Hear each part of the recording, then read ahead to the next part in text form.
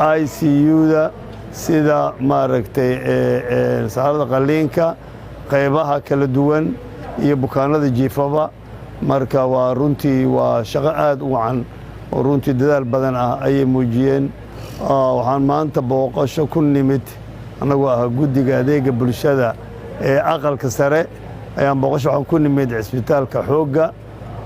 si aan u soo ogaano xaaladiisa yani uu ku sugan yahay cisbitaalka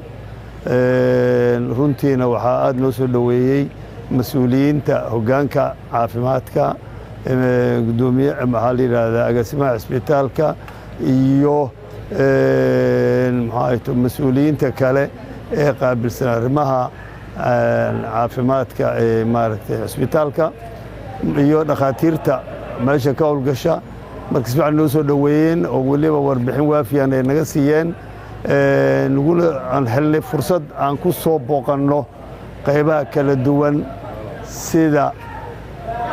ICU-da sida maaragtay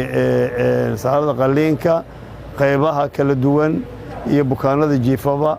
marka waa runtii waa shaqo aad u wacan oo runtii dadaal badan ah ayay muujiyeen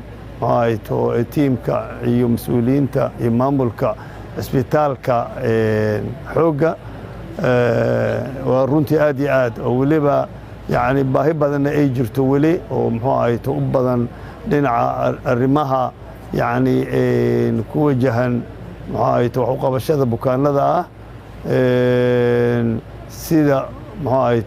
ballaarinta ICU-ga saarada qaliinka iyo iyo arrimaha kale tasiilaadka kale oo imageka ku xiran ayaa aad iyo aad yani